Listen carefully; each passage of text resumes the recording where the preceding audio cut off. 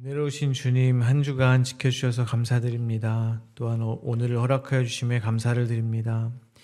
이 시간 먼저 어제의 날을 자복하며 회개의 기도를 드립니다. 저희들의 신앙을 돌아봅니다. 보이지 않지만 살아계신 주님을 믿고 바라보며 살아갈 수 있도록 인도하여 주시옵소서. 눈에 보이는 세상의 힘만을 쫓아 살지 않게 하여 주시옵소서. 또한 오늘을 주님께 올려드립니다. 구원받은 신부의 기쁨이 넘치게 하시고 신랑 되신 예수 그리스도로 말미암아 즐거움으로 가득한 하루 되게 하여 주시옵소서. 이 시간 말씀을 전합니다. 성령 하나님 주관하여 주시옵소서. 예수 그리스도를 만날 수 있도록 인도하여 주시옵소서. 예수님의 이름으로 기도하오며, 하늘에 계신 아버지, 오늘 제가 주님의 임재 안에서 살고 주님을 더욱더 기쁘시게 하기를 기도합니다. 주 예수님, 오늘 제가 저의 십자가를 지고 주님을 따르기를 기도합니다. 성령님, 오늘 성령님이 저를 충만하게 채워주시고 성령의 열매, 사랑과 희락과 화평과 오래 참음과 자비와 양성과 충성과 온유와 절제가 제 삶 속에서 익어갈 수 있도록 해주시기를 기도합니다. 아멘. 말씀을 나누겠습니다. 오늘 저희들에게 주신 하나님의 말씀은 요한계시록 11장 1절에서 14절입니다. 저와 여러분이 한 절씩 교독하시겠습니다. 또 내게 지팡이 같은 갈대를 주며 말하기를, 일어나서 하나님의 성전과 제단과 그 안에서 경배하는 자들을 측량하되, 성전 바깥 마당은 측량하지 말고 그냥 두라. 이것은 이방인에게 주었은즉 그들이 거룩한 성을 42달 동안 짓밟으리라. 내가 나의 두 증인에게 권세를 주리니 그들이 굵은 베옷을 입고 1260일을 예언하리라. 그들은 이 땅에 주 앞에 서 있는 두 감람나무와 두 촛대니 만일 누구든지 그들을 해하고자 하면 그들의 입에서 불이 나와서 그들의 원수를 삼켜버릴 것이요, 누구든지 그들을 해하고자 하면 반드시 그와 같이 죽임을 당하리라. 그들이 권능을 가지고 하늘을 닫아 그 예언을 하는 날 동안 비가 오지 못하게 하고, 또 권능을 가지고 물을 피로 변하게 하고 아무 때든지 원하는 대로 여러 가지 재앙으로 땅을 치리로다. 그들이 그 증언을 마칠 때 무저갱으로부터 올라오는 짐승이 그들과 더불어 전쟁을 일으켜 그들을 이기고 그들을 죽일 터인즉 그들의 시체가 큰 성길에 있으리니 그 성은 영적으로 하면 소돔이라고도 하고 애굽이라고도 하니 곧 그들의 주께서 십자가에 못 박히신 곳이라. 백성들과 족속과 방언과 나라 중에서 사람들이 그 시체를 사흘 반 동안을 보며 무덤에 장사하지 못하게 하리로다. 이 두 선지자가 땅에 사는 자들을 괴롭게 한 고로 땅에 사는 자들이 그들의 죽음을 즐거워하고 기뻐하며 서로 예물을 보내리라 하더라. 3일 반 후에 하나님께로부터 생기가 그들 속에 들어가매 그들이 발로 일어서니 구경하는 자들이 크게 두려워하더라. 하늘로부터 큰 음성이 있어 이리로 올라오라 함을 그들이 듣고 구름을 타고 하늘로 올라가니 그들의 원수들도 구경하더라. 그때 큰 지진이 나서 성 10분의 1이 무너지고 지진에 죽은 사람이 7천이라. 그 남은 자들이 두려워하여 영광을 하늘의 하나님께 돌리더라. 둘째 화는 지나갔으나 보라, 셋째 화가 속히 이르는도다. 아멘. 요한이 보니 힘센 천사가 하늘로부터 내려왔습니다. 힘센 천사는 손을 높이 들고 세세토록 살아계신 창조주 하나님께 맹세하였습니다. 일곱째 천사가 나팔을 불 때 반드시 복음, 즉 하나님의 비밀이 이루어질 것이라고 맹세했습니다. 요한이 천사의 손에서 두루마리를 받아 먹자 입에서는 달았지만 배에서는 쓰게 되었습니다. 그리고 천사는 요한에게 다시 예언해야 한다고 사명을 주었습니다. 오늘 본문에서는 두 증인이 굵은 베옷을 입고 하나님이 주신 권세로 1260일 동안 예언합니다. 오늘 본문은 세 문맥으로 나누어 묵상하도록 하겠습니다. 첫 번째 문맥입니다. 첫 번째 문맥은 1절부터 6절입니다. 천사는 요한에게 갈대를 주고 성전과 제단과 그 안에서 경배하는 자들을 측량하라고 했습니다. 그리고 이방인들이 42달 동안 거룩한 성을 짓밟을 것이라고 했습니다. 두 번째 문맥입니다. 두 번째 문맥은 7절부터 10절입니다. 두 증인은 무적행으로부터 올라온 짐승에게 죽임을 당합니다. 그리고 이 땅에 사는 자들은 그들의 죽음을 즐거워합니다. 세 번째 문맥입니다. 세 번째 문맥은 11절부터 14절입니다. 두 증인은 부활합니다. 그리고 하늘로 올라갑니다. 그리고 이 땅에는 큰 지진이 나서 7천 명이 죽었습니다. 남은 자들은 몹시 두려워하며 하나님께 영광을 올려드렸습니다. 첫 번째 문맥입니다. 1절과 2절입니다. 또 내게 지팡이 같은 갈대를 주며 말하기를 일어나서 하나님의 성전과 제단과 그 안에서 경배하는 자들을 측량하되 성전 바깥마당은 측량하지 말고 그냥 두라. 이것은 이방인에게 주었은즉 그들이 거룩한 성을 42달 동안 짓밟으리라. 요한에게 다시 예언하여야 한다는 말씀을 주신 한 천사는 요한에게 성령 측량의 명령을 주고 있습니다. 자료에 의하면 하나님의 성전과 제단과 그 안에서 경배하는 자들은 하나님의 백성으로서의 교회를 상징한다고 합니다. 천사는 요한에게 성전과 제단과 그 안에서 경배하는 자들은 측량하되 성전 바깥에 마당은 측량하지 말고 그냥 두라고 합니다. 성전 바깥마당은 이방인들의 뜰을 이야기합니다. 그리고 성전 바깥마당을 이방인에게 주었다고 말하고 있습니다.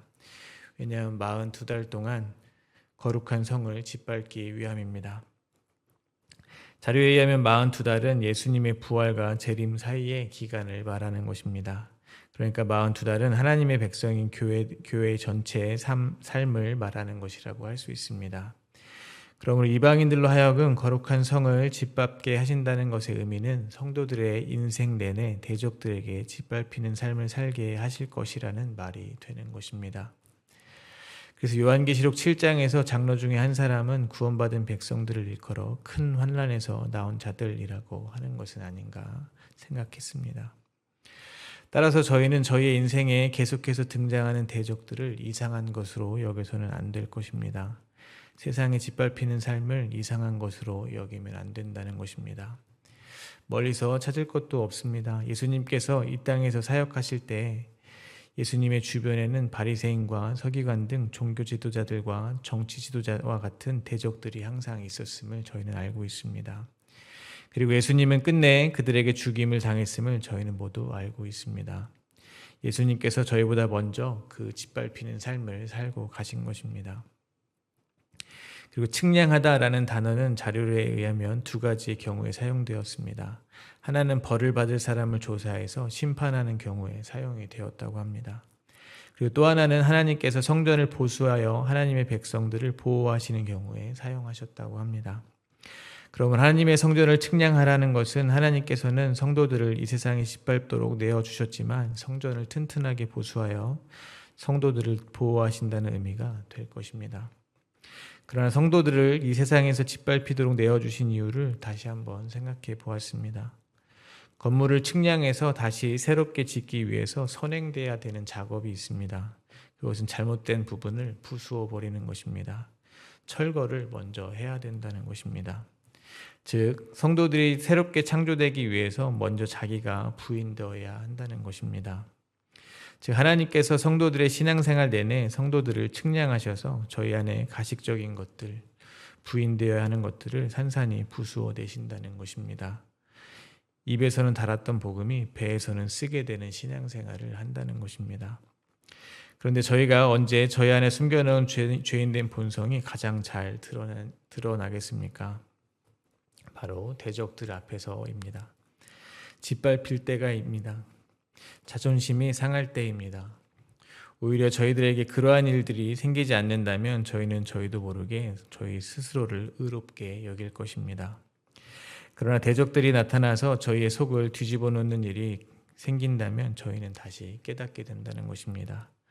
아, 내 안에는 여전히 사랑이 없구나. 아직도 내 자아가 시퍼렇게 살아있구나 하면서 다시 회개하고 예수 그리스도의 십자가만을 구하는 겸손의 자리로 내려간다는 것입니다.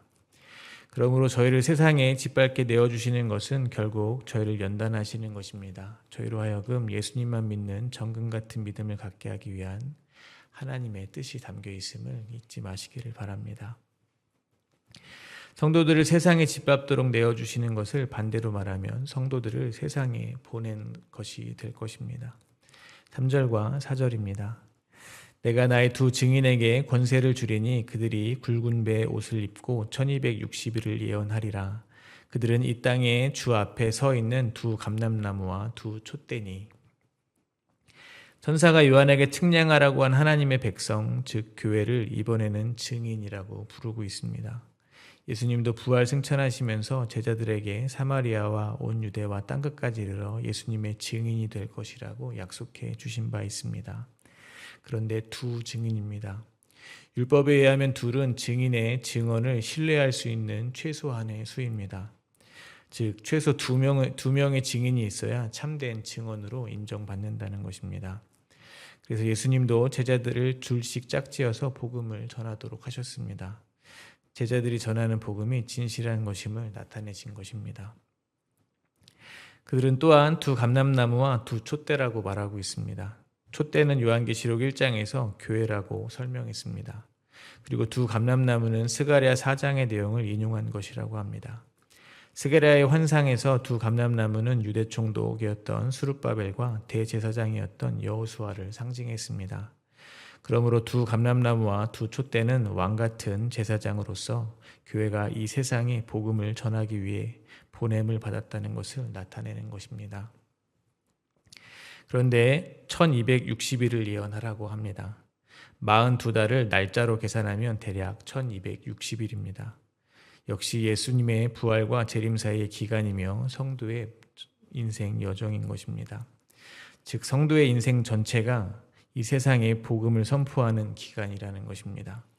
즉 세상에 보냄을 받은 성도는 평생 삶으로 입으로 복음을 전하는 삶을 살다가 간다는 것입니다. 그런데 왜 굵은 베옷을 입었겠습니까? 복음의 선포는 곧 이 세상이 죄의 허물로 죽었음을 선포하는 것이기 때문입니다. 아무렇지도 않게 살고 있는 사람들에게 지금이 종말이 임박한 말세임을 말해주는 것이기 때문입니다. 그들이 악하다고 증언하기 때문입니다. 요한복음 7장 7절입니다. 세상이 너희를 미워하지 아니하되 나를 미워하니 이는 내가 세상의 일들을 악하다고 증언함이라. 그래서 세상은 복음을 전하는 성도들을 미워하는 것입니다. 세상은 교회를 해하려고 합니다. 짓밟습니다. 그러나 주께서 교회를 세상에 보내실 때 그냥 보내지 않으셨답니다. 왕같은 제사장의 권세를 주신 것입니다. 5절과 6절입니다. 만일 누구든지 그들을 해하고자 하면 그들의 입에서 불이 나와서 그들의 원수를 삼켜버릴 것이요 누구든지 그들을 해하고자 하면 반드시 그와 같이 죽임을 당하리라. 그들이 권능을 가지고 하늘을 닫아 그 예언을 하는 날 동안 비가 오지 못하게 하고 또 권능을 가지고 물을 피로 변하게 하고 아무 때든지 원하는 대로 여러 가지 재앙으로 땅을 치리로다. 교회가 받은 권능은 구약의 엘리야와 모세를 떠오르게 합니다. 엘리야는 아합 때 3년 반 동안 비가 내리지 않게 하였습니다. 그리고 모세는 강팍한 바로의 마음을 돌리기 위해서 강을 피로 변하게 하고 재앙으로 애굽을 쳤습니다. 한마디로 모세와 엘리야는 하나님을 대적하는 세력들과 싸운 것입니다. 그런데 모세와 엘리야가 대적들을 이긴 방법은 다른 것이 아니었습니다. 하나님의 말씀을 그들에게 선포한 것이었습니다. 그러므로 성도들이 내뱉는 진리의 말씀이 곧 입에서 불을 뿜는 것입니다. 성도들이 선포하는 복음으로 인해 대적들은 최후의 심판을 당하게 될 것입니다. 그러나 교회가 이 땅에서 대적과의 전투에서 승리하는 것은 사자의 모습이 아니라 어린 양의 모습으로 나타나게 되어 있습니다. 세상에 짓밟히는 모습으로 나타난다는 것입니다. 왜냐하면 유다의 사자이신 예수 그리스도께서 먼저 어린 양으로 이 땅에 오셔서 십자가에서 죽으심으로 사망의 권세를 이기셨기 때문입니다. 그러므로 이 땅에서 예수 그리스도의 복음을 전하는 증인들도 모두 예수님이 걸어가신 그 길을 따라서 걷게 될 것입니다. 두 번째 운맥입니다. 7절과 8절입니다. 그들이 그 증언을 마칠 때 무적행으로부터 올라오는 짐승이 그들과 더불어 전쟁을 일으켜 그들을 이기고 그들을 죽일 터인 즉 그들의 시체가 큰 성길에 있으리니 그 성은 영적으로 하면 소돔이라 하고 애굽이라고도 하니 곧 그들의 주께서 십자가에 못 박히신 곳이라. 그들이 그 증언을 마칠 때 무정액으로부터 올라오는 짐승이 있었습니다. 그 짐승은 그들과 더불어 전쟁을 일으켰습니다. 그리고 그들을 모두 죽였습니다. 이미 증언이 맞춰졌다는 것은 1260일 곧 예수님의 부활과 재림의 기간이 지났다는 말이 됩니다. 그러므로 이는 예수님의 재림 전 역사의 마지막 순간의 모습일 수 있습니다. 그러나 이는 성도 개인의 삶으로 본다면 각 성도의 일생 가운데 일어나는 사건일 것입니다. 한마디로 성도들은 이 땅에서도 예수님처럼 죽임당하는 그 삶을 살게 된다는 것입니다. 이는 특별히 헌신한 몇몇 사람의 이야기가 아님을 기억해야 할 것입니다. 순교는 몇몇 사람들의 이야기가 아니라는 것입니다. 두 증인은 교회를 상징하기 때문입니다. 그러므로 이 땅의 모든 성도들은 예수님을 따라 자기가 부인당하고 십자가를 지는 삶을 살게 되는 것을 잊지 마시기를 바랍니다. 또한 그들의 시체는 큰 성 예루살렘의 길가에 버려졌습니다. 예루살렘 성은 거룩한 성전이 있는 곳입니다. 그런데 영적으로 완전히 타락했다는 것입니다. 영적으로는 소돔 같고 애굽과 같다는 것입니다. 그들이 하나님을 우상과 같이 섬겼다는 것입니다. 그들이 그들의 배를 위해서 살았다는 것입니다. 그러므로 또한 저희는 먼저 깨닫게 되는 것이 있는 것 같습니다. 예수님께서는 거룩한 성 예루살렘인 줄 알았지만 영적으로 완전히 소돔 같고 애굽 같았던 저희들 때문에 십자가에 못 박히셨다는 것입니다. 그러므로 예수님이 십자가에서 못 박히신 장소는 바로 저희들 자신입니다. 사람들은 두 증인의 시체를 큰 성길에 두고 무덤에 장사도 지내지 못하게 하였습니다. 9절과 10절입니다. 백성들과 족속과 방언과 나라 중에서 사람들이 그 시체를 사흘 반 동안을 보며 무덤에 장사하지 못하게 하리로다. 이 두 선지자가 땅에 사는 자들을 괴롭게 한 고로 땅에 사는 자들이 그들의 죽임을 즐거워하고 기뻐하여 서로 예물을 보내리라 하더라. 죽은 시체를 길바닥에 던져놓고 장사도 지내주지 않았습니다. 이 세상에서 일반적으로는 살아있을 때는 잘해주지 못할지언정 죽었을 때는 장례를 잘 치러주려고 합니다.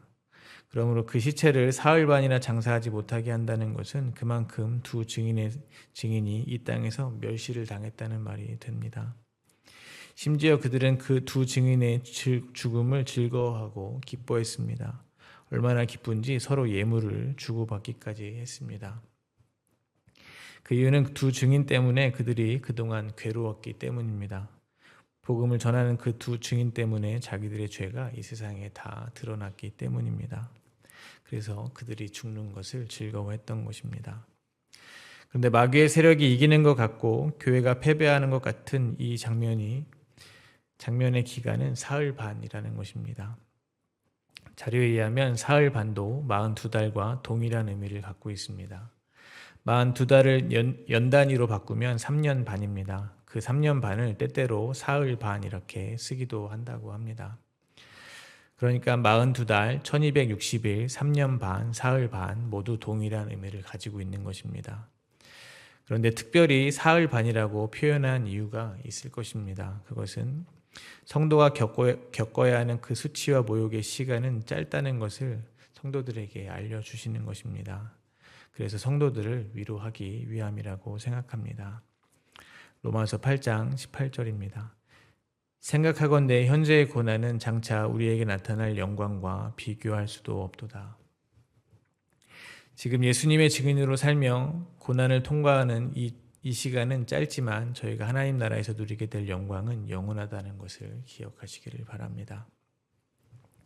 마지막으로 세 번째 문맥입니다. 11절부터 14절입니다.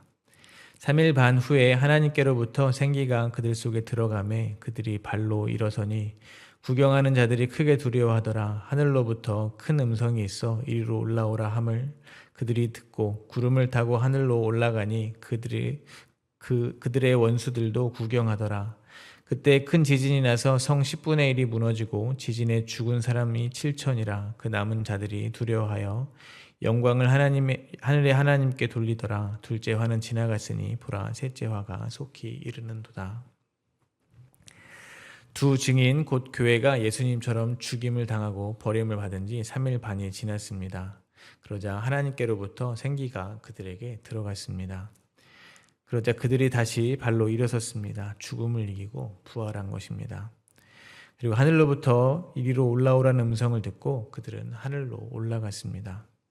그러자 이 땅에서 두 증인을 조롱하던 원수들이 구경하고 그것을 두려워하였습니다. 그때 큰 지진이 나서 성이 무너지고 지진에 7,000명이 죽었습니다. 남은 자는 하나님께 영광을 돌렸다는 것입니다. 고린도전서에서 사도 바울도 다음과 같은 말을 했습니다. 고린도전서 15장 16절에서 19절입니다. 만일 죽은 자가 다시 살아나는 일이 없으면 그리스도도 다시 살아나신 일이 없었을 터이요. 그리스도께서 다시 살아나신 일이 없으면 너희 믿음도 헛되고 너희가 여전히 죄 가운데 있을 것이요. 또한 그리스도 안에서 잠자는 자도 망하였느니라. 만일 그리스도 안에서 우리가 바라는 것이 다만 이 세상 삶뿐이면 모든 사람 가운데 우리가 더욱 불쌍한 자이니라. 지금은 세상 사람들이 저희를 보고 어리석다고 할 수 있습니다. 십자가를 지는 그 삶을 보고 미련하다고 할 수 있습니다. 세상에 즐거운 곳이 이렇게 많은데 교회만 매일 가는 저희를 보고 바보 같다고 할 수 있다는 것입니다. 그러나 언젠가는 그들이 저희를 보고 저희가 옳았다는 것을 인정하는 날이 오게 될 것입니다. 성도들이 죽었다가 부활하여 하나님 나라에 올라가는 것을 그들이 보는 날이 오게 될 것입니다. 그렇게 이 땅에서 두 증인 곧 교회요 성도들이 삶으로 입으로 복음을 전하는 삶을 살자 사람의 3분의 1이 죽었던 재앙에도 회개하지 않았던 자들이 하나님을 두려워하고 하나님께 영광을 돌리게 된 것입니다. 그러므로 다시 한번 저희가 이 땅 보냄을 받아 예수 그리스도의 복음을 전하는 것도 저희를 위한 것이 아니라 이 땅에서 하나님의 이름이 높아지기 위함임을 저희는 깨닫게 되는 것 같습니다. 말씀을 맺겠습니다. 증인이라는 단어는 순교자라는 뜻이 함께 있습니다. 그러므로 이 땅에 시간을 통과하고 있는 모든 성도는 다 순교자입니다. 그러나 하나님의 보좌 앞에서 밤낮 하나님을 섬기는 날이 곧 올 것입니다. 다시는 줄이지도 목마르지도 않는 그날이 곧 올 것입니다. 이 땅에서 예수님이 가신 십자가의 길을 살다가 예수님의 손을 붙잡고 하나님 나라를 들어가는 날 우리 하나님 아버지께서 저희의 모든 눈물을 씻어주실 날이 곧 올 것입니다. 오늘도 이 소망으로 순교주의 삶을 살아가시게 되시기를 간절히 기도합니다.